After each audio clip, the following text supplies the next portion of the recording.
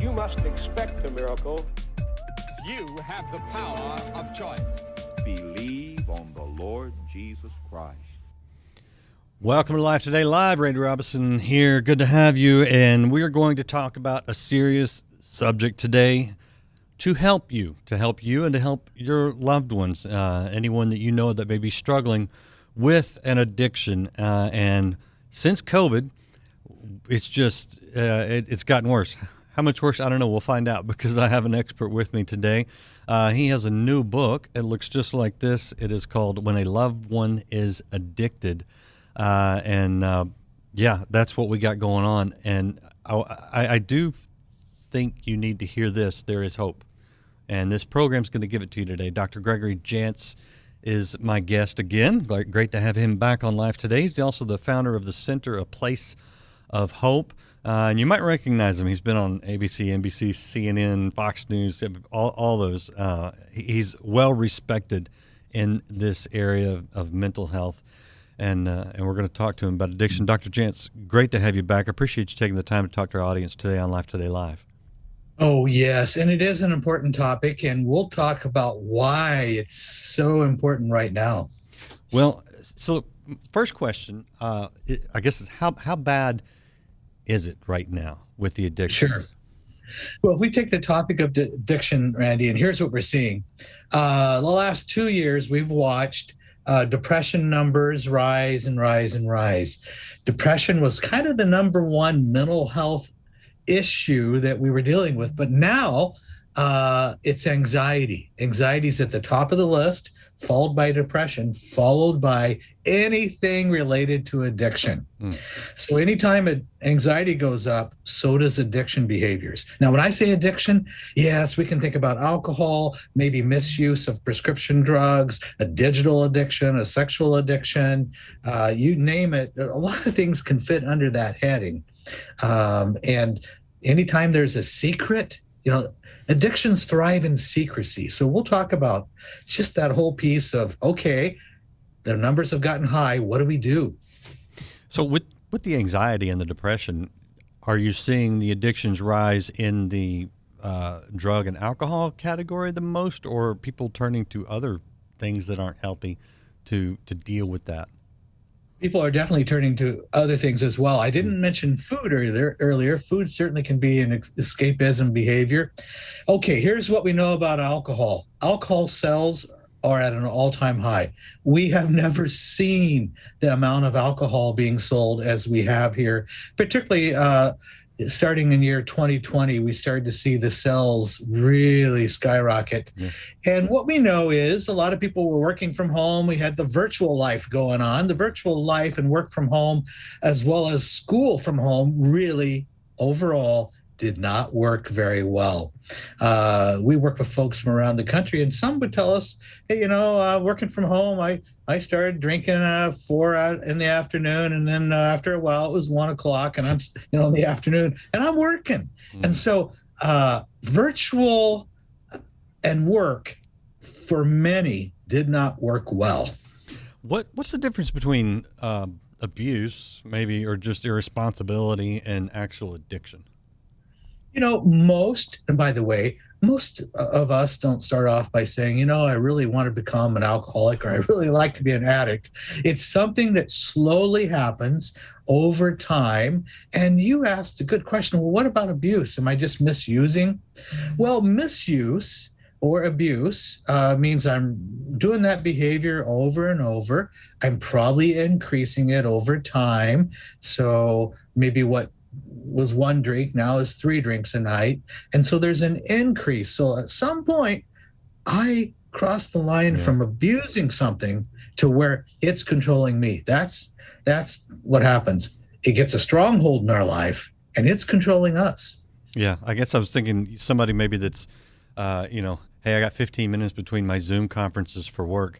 I'll go have a little drink. That would be a misuse. But when you can't get through the day, then I think that's a big red flag. What are the biggest red flags that you've got some kind of addiction, and not just alcohol, but maybe some? I mean, the kids these days. Listen to me, I'm the old guy. Kids these days, some of them, the gaming addiction is very real. What are the red flags? Yeah. Well, with any addiction, I'm preoccupied by it more and more. So it's the person that's thinking about, okay, they're watching their clock. It's like, okay, it's just another couple hours before I can have a drink, or I can escape with food, or I'm thinking about the gaming. We know that that preoccupation, so that's what I'm thinking about it. I'm obsessed in my thought, and then the compulsion is the behavior. Then I engage in the behavior. So it always starts with secret thinking. It's for the person who's struggling maybe with online pornography or a sexual addiction. They're going to be consumed in thought and then engage in a behavior. So that's one sign. The other sign is I will do anything in order to get what it is I want. I will lie. Yeah. Ultimately, I'll steal. I will put relationships on the line because that addiction takes over my life. Yeah, those are good. Some people are hearing that and going, that might be me. And remember, we try to keep it all a secret. You see, addiction thrives in secrecy. So that person who right now is watching and they're like, I want to keep the secret. That's me. I don't want to be an addict. I recognize what you're saying. Those things are exactly what's going through my head right now. I just happened to stumble across this video. What do they do? What are the first steps? Well, one of the first steps I have to jump over is denial. We play a game with ourselves when we're struggling with addiction. It's like, okay, I've got this. And it's, first of all, it's not really hurting anybody, and I can stop at any time. That's what we tell ourselves. And so we play some mind games with ourselves. And then after a while, we've got to face that denial and go, look, I have a problem and I need to address this. Think of it this way. An addiction is a ticking time bomb. Eventually, something will go off. I will either get caught, I will make some mistakes, it will lead to great heartache, I may lose my family. I put a lot of things on the line with addiction.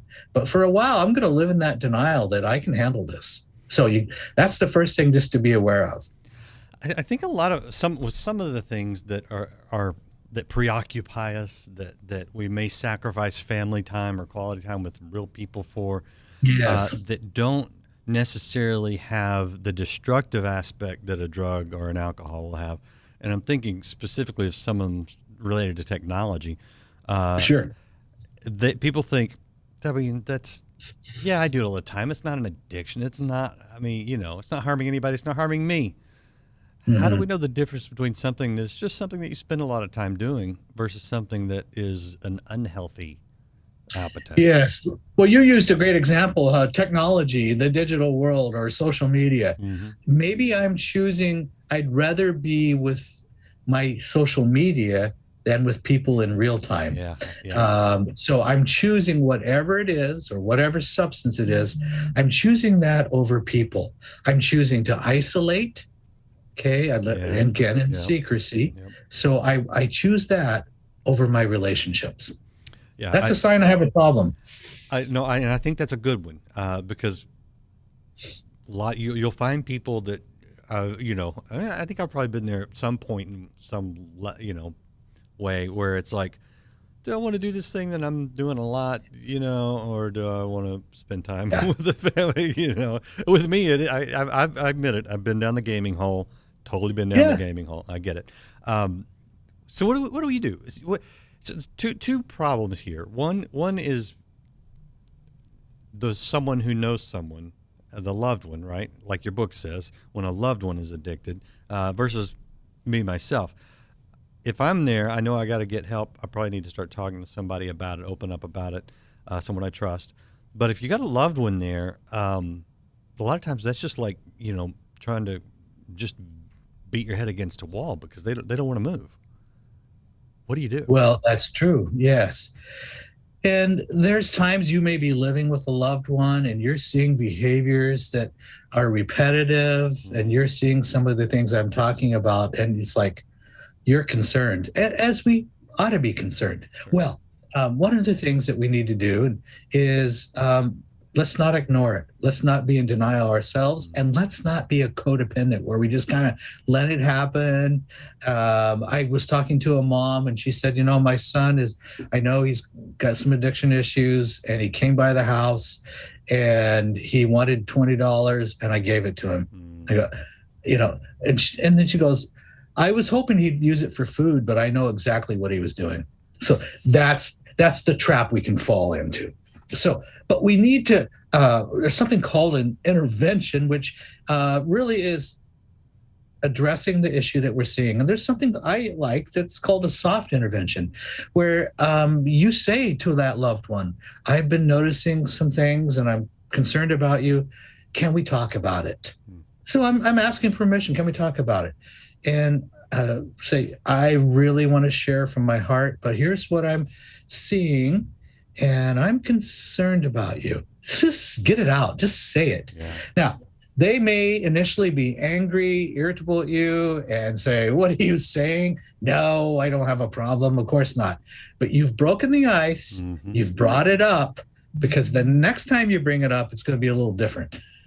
Okay. Yeah. But we got to talk. We have to talk about it. Let's not ignore it.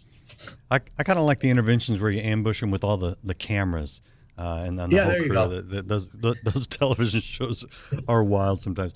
I want to ask about the drug situation. Are you dealing with a lot of hardcore drugs? Because I from what I've read, and sometimes you don't know if the news is glossing over something or blowing it up, but it seems like there's a huge amount of some hardcore, some meth, and I forget what the other big street drug is. Do you get into that where you're at all?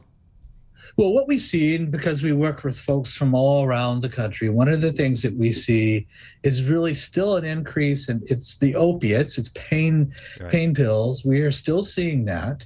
And I call it accidental addiction. Oh. Here's what's happened. Maybe I had a surgery or a back surgery, and I was given some opiates. They come in different forms, but it was a way to deal with pain. But my body is such that it craves that more and more. And so there's a craving. And unless you've gone through this, it's hard to understand the intensity of that craving. Individuals will do just about anything to take care of that intensity of that craving. It's hard to understand, but it is a drug addiction. Brain is craving that intensely. So that's an accidental addiction. I didn't start off by wanting to become addicted to this medicine, but I ended up being addicted. What we're finding now is we've heard the term fentanyl, a synthetic basically a painkiller, and that is still coming through our country. It routes the ingredients for fentanyl, and it's very deadly, or can be very deadly. It comes through China, and then usually through our southern borders as it's formulated and put together. But fentanyl is being mixed into other drugs. Well, you don't know what you're getting. Jeez. And this is why the fentanyl deaths really are very high. People just die. Yeah. So it's very dangerous. We do know, and you've heard the term methamphetamines, it's a cheap drug. And so the accessibility of some of these is quite high. And people are vulnerable. If you've struggled with addiction in your life and these inexpensive drugs come by as an option, it's really easy to fall into that. Yeah, no doubt. And I think when you throw in the anxiety of the last couple of years, yes, and even, frankly, some of the extra time on our hands because things have been shut down, locked down, it's really a combination for a lot of bad things. We're talking to Dr. Well, yeah. Go ahead. Yeah, exactly. Yeah. So I was going to show him your book again right here. When a loved one is addicted, Dr. Gregory Jantz. And, the subtitle, you say how to offer hope and help. I mean, the big thing about addiction is that people feel like there is no hope or help. Yeah. But you are saying you see it on a regular basis. What hope is there? Yeah. Well, hope comes when we have a plan. And so we need to be really formulating what is my plan for healing and recovery. And it used to be said that a person may go through 6 or 7 what they call rehabs, attempts to get sober. I don't think it has to be that high. Don't feel bad if you've tried several times and it just hasn't worked out. There is something called relapse. We really have to build a plan of hope. And I think it means the whole person. We have to address the spiritual side of our lives. There's the physical side and our body chemistry that needs to be addressed. You know, you can have a brain that's just really craving. And there's things you can do to help settle down cravings.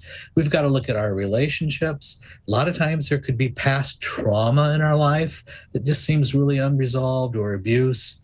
So we've got to look at that whole person in order to have a what I'll call a plan for long-term recovery. So that sounds great, and I'm sure it has produced great results for a lot of people. But for that person sitting at home alone, isolated right now, they don't even know where to start. Yes. What do they need? How do they make their own plan? Do they reach out to somebody? What's the best course of action? Sure. One of the things we need to do is don't let fear stop you. You see, an addiction lies to you. You feel anxious, you feel afraid, and you feel shame. You go, I'm so embarrassed. This should not be a problem for me. And so that keeps you from taking some action. So one of the big steps you can do today is, okay, I'm just going to gather more information. I'm going to reach out. Maybe I'm going to get a book. I'm going to get some resources. I'm going to make a phone call, find out, okay, well, what are my options? But today's the day. If I'm going to start building a plan, I have to take that first step. Yeah. Just reach out and see it as, I'm just going to start gathering. What are my resources? What are the options? Start there. Yeah, and that's a great place to start. Somebody who's watching right now went to one of your facilities, or to your facility. I don't know how many you have, but I want to show people the website just so they can see it. Yes. This is a place of hope. They call it the center, and it's at aplaceofhope.com. You can find out more information about it. Do you have multiple, or is it just one that sits at the base of a beautiful mountain like that? Oh yeah, no, we have one beautiful destination point. And I'm looking out my windows. We're near the waterfront, majestic mountains. We're just in a great healing spot. Yeah. So what all do you see there? What do you treat there? Well, depression and anxiety and addiction is very big. We are seeing there's a real increase in what I'll call anxiety disorders of any type, like obsessive compulsive. Mm-hmm. You know, we had this COVID virus come along, and if you struggled with germs or obsessive compulsive behavior, this was the perfect storm. You remember at first we couldn't get things clean enough. We were bleaching everything over the edge. And then we were later found out, well, it doesn't really, live on a surface. And so, but many people kept cleaning and cleaning. I've worked with folks who, this was the tipping point for them, who's really struggled with OCD. And it's a hard one to understand, but boy, can it get a strong hold in your life.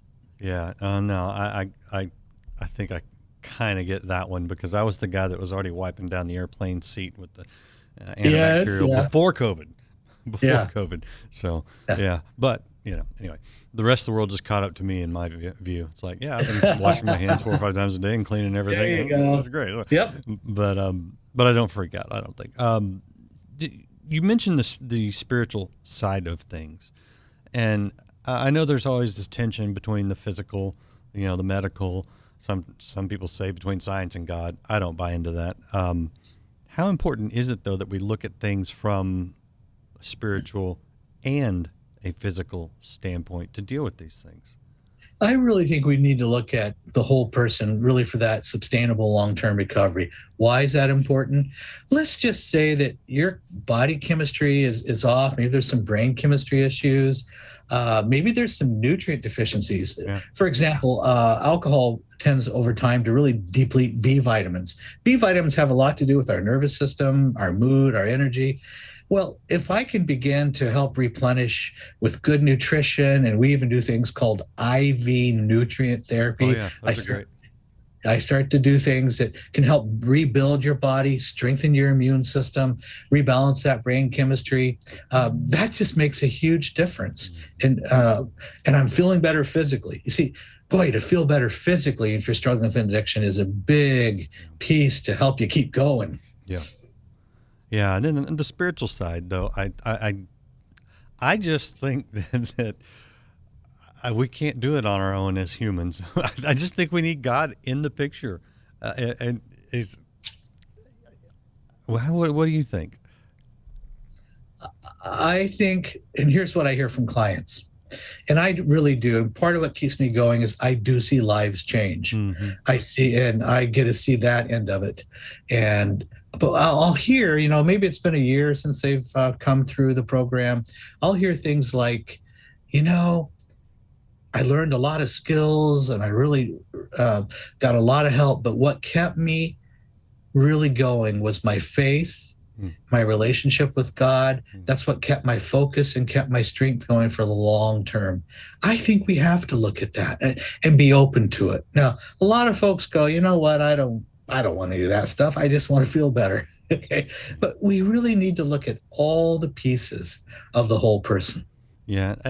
And I hear you. And the truth of the matter is that you don't have to be a believer, a Christian, in order for some of the principles that God's laid out to actually work, because they work, Mm-hmm. But anyway, I always think we got to get to the core issue.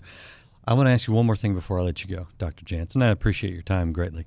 Do you have any strong opinions on things like lockdowns and specifically masking as related to mental health, and whether they're good, bad? Sure. Yeah. Well, I'm going to give you my opinion and then what I've observed in the lives of the clients that we've seen.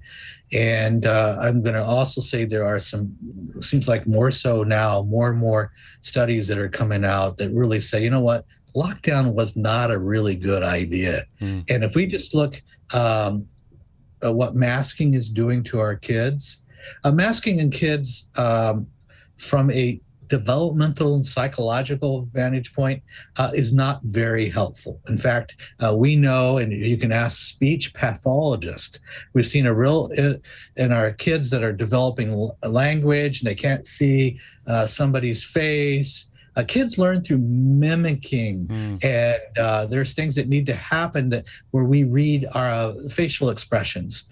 Well, what we're hearing that speech pathologists are quite busy these days because we've got speech delay with kids who have been masked early on. Really?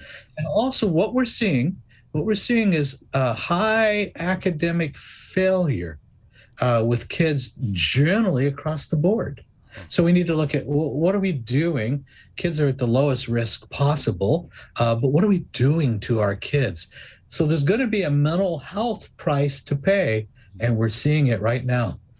Yeah, no doubt we are. And that's why I appreciate people like you out there offering hope to people. And if anybody's watching, can they just reach out through your website if they feel like they need to get some help? Well, a great place, and even just for more information on these topics, is aplaceofhope.com. Great. I will point that out to people. And again, I appreciate you taking the time to share this.